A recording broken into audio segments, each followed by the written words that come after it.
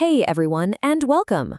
Today, we're diving into a book that's been a guide for millions, M. Scott Peck's The Road Less Traveled. Now, think of it less like a book and more like a practical roadmap for real, genuine personal growth. And it's a journey that all starts with one pretty uncomfortable truth. It all kicks off with a question that, let's be honest, every single one of us has asked at some point. It's right at the very heart of being human. Why is this all so challenging sometimes? And here is Peck's answer. It's profound, but it's also startlingly simple. He doesn't offer some magic pill to make life easy. Instead, he says the very first step to solving any problem is to just accept this basic truth. Now, this isn't about being negative or pessimistic. It's about building your foundation on solid ground. Okay, so here's our game plan for the next few minutes. We'll start with that difficult truth. Then we'll get into the 4 tools you need for the journey. We'll talk about love as our compass, learn about the big pitfalls to avoid, and finally, discover what true growth really looks like. All right, first up, the starting point. Peck basically argues that we cause ourselves so much unnecessary pain because we expect life to be easy. Once we accept that challenges are just part of the deal, we can stop complaining about our problems and actually start solving them. And this idea, wow, it completely flips the script. Problems aren't these annoying interruptions to your life. They are your life. They're the very things that shape you, that build your character, and give you the strength and wisdom you need for whatever's coming next. So, if life is this difficult journey, what do you need to pack? What's the essential equipment? For Peck, the answer is simple: discipline. And he argues that discipline isn't about punishment or restriction. It's the very thing that sets you free. It's the toolkit you use to face problems head-on. And here they are, the whole toolkit. 4 essential instruments for navigating all the ups and downs. Let's break them down one by one.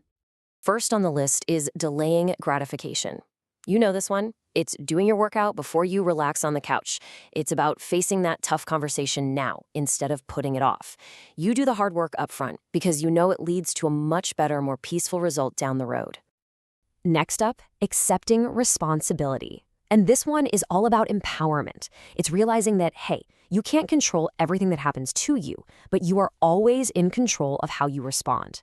The moment you say, this is my problem, and I will solve it, you find this incredible freedom from blaming other people or your circumstances. The third tool is a huge one, a commitment to reality.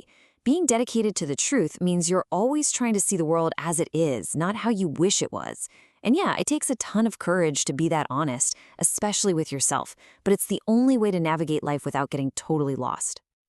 And finally, we have balancing. You can think of this as the master tool. It's the wisdom to know when to push and when to let go, when to speak your mind and when to just listen. It's this delicate art of giving up parts of yourself so you can grow. And it takes real judgment to use the other 3 tools correctly.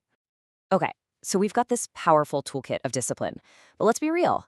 Using these tools is hard work. What's the motivation? What fuels our desire to even pick them up?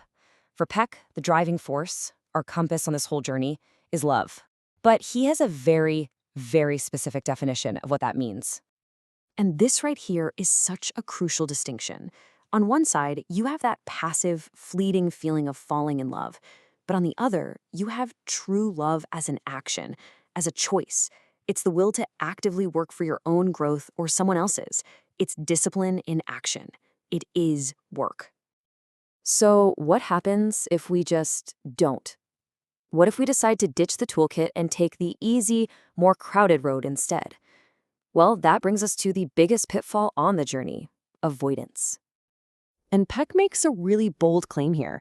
He suggests that when we try to run away from the necessary pain of solving our problems, we actually create way more suffering for ourselves in the long run. This constant running from reality and responsibility is, for him, the very foundation of neurosis. It's what keeps us feeling stuck.